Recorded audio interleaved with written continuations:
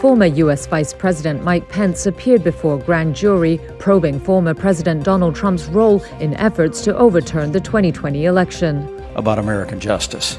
A source familiar with the matter told Reuters about the case on Thursday. Multiple black SUVs with black-tinted windows were seen leaving the Washington Federal Courthouse parking garage. Security was beefed up more than usual at the courthouse, and a bomb-sniffing dog was spotted in the hallway. ABC News and NBC News earlier reported that Pence stayed more than 7 hours inside. Representatives for Pence had no comment. Earlier this month, Pence disclosed he would not appeal a judge's order for him to testify to the federal grand jury about conversations he had with Trump leading up to the deadly attack on the U.S. Capitol on January 6, 2021. During those conversations, Trump repeatedly lambasted Pence for refusing to try to prevent Congress from certifying Joe Biden's win. On Wednesday, Trump lost his appeal to block Pence from testifying in the special counsel investigation, according to CNN. Trump, who is running for president in 2024, faces a slew of other legal challenges, including a separate special counsel investigation into his handling of classified documents and a probe in Georgia related to alleged interference with the state's 2020 election. A civil trial is currently underway over rape accusations against the former president by writer E. Jean Carroll. E. Jean Carroll, the writer accusing Donald Trump of rape, pushed back during cross-examination Thursday, raised her voice and said, quote, "I'm telling you, he raped me whether I screamed or not." Asked why she did not scream during Trump's alleged attack, Carroll said she was panicked and is not a screamer by nature. On her second day of testimony, Carroll on Thursday forcefully denied that she came forward with her story more than 2 decades later so she could sell more copies of her 2019 memoir titled, "What Do We Need Men For?" Carroll said she witnessed women going public in 2017 with sexual assault allegations against former Hollywood producer Harvey Weinstein. It was then she realized she couldn't stay silent about Trump. Under oath, Carroll said, quote, "I thought, well, this may be a way to change the culture of sexual violence."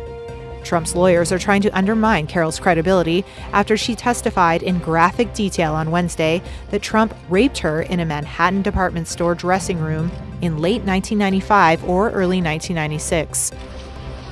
Trump's lawyer, Joe Tacopina, said that Carroll's account was odd and suggested it was only when she wanted to make money from her memoir that she spoke up. He also pressed Carroll on her inability to recall exactly when her encounter with Trump happened, prompting her to say, "I wish to heaven that she had an exact date." Carroll is seeking unspecified damages from Trump, saying he ruined her career and invited a flood of online harassment after he called her rape claim a hoax on his Truth social media platform and said she was not his type. She's also suing Trump for battery under New York's Adult Survivors Act, which lets adults take their alleged abusers to court long after their statutes of limitations have run out. Trump has consistently denied Carroll's allegations. He has not attended the trial and is not required to be there.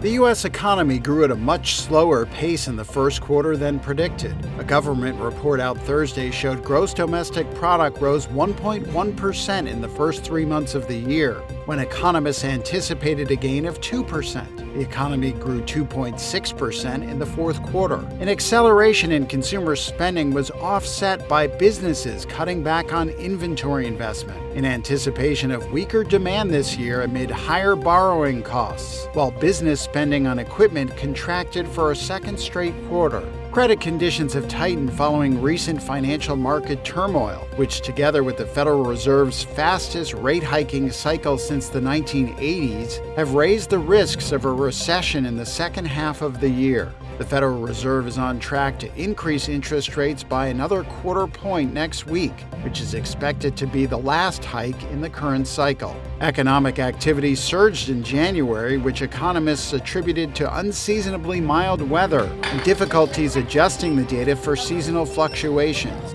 Reports since then have showed weakness, including retail sales, which slumped in February and March. However, the labor market remains tight, and a separate report out Thursday showed initial claims for state unemployment benefits were lower than forecast. Several people, including an infant, are reported to have been killed and others injured in a series of overnight missile attacks on a number of Ukrainian cities, including Kyiv.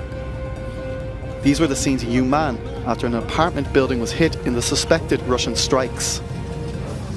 The mayor of Dnipro said on social media that at least 2 people had died, a young woman and a 3-year-old child.